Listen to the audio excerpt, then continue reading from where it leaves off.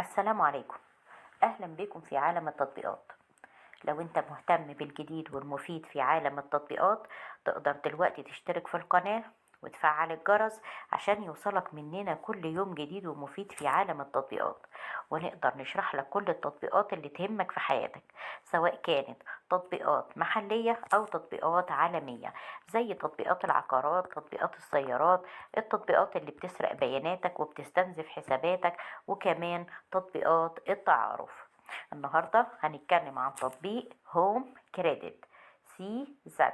التطبيق ده هيخليك تسيطر سيطرة مستمرة على أموالك. في تطبيق الهاتف المحمول هوم كريدت هتقدر تتحكم في أموالك في أي وقت وفي أي مكان، وهتلاقي كل اللي بيتعلق بقرضك وشرائه والتقسيط والسداد وحركات الحساب والسحوبات الأخرى كلها رهن إشارتك في أي وقت. هتلاقي بطاقة افتراضية في انتظارك للدفع الآمن بعد تحميلك لتطبيق هوم كريدت. كل اللي عليك ان انت تسجل الدخول للتطبيق باستخدام الرمز او بصمة الاصبع او التعرف على الوجه، وتختار الوضع الفاتح او الداكن، وتقدر توصل بسهولة. سهولة السداد وتفاصيل السداد هتقدر تعرفها مباشرة بعد تسجيل الدخول.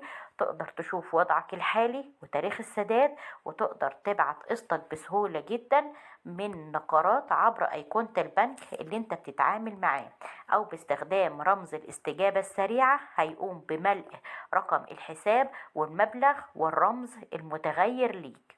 وتقدر تحصل على بيانات شهرية في كشف رقمي في شكل رقمي عن طريق كشوف حسابات لآخر 12 شهر في مكان واحد ببضع نقرات فقط. هتقدر على التطبيق هتذهب أموالك في حسابك المصرفي، وتقدر تدفع عبر رمز الاستجابة السريعة لما تحتاج إلى إرسال أموال لأي مكان.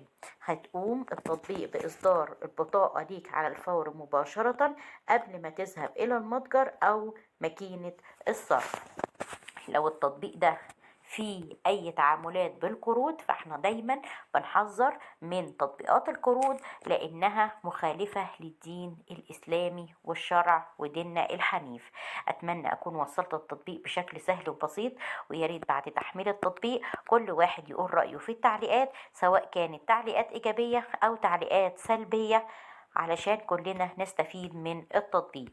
اشترك في القناة وفعل الجرس عشان يوصلك مننا كل يوم جديد ومفيد في عالمنا عالم التطبيقات، او اتواصل معانا بشكل مباشر عند اي حدوث مشكلة او استفسار على صفحتنا، صفحة مراجع برامج، والموجودة على الفيسبوك.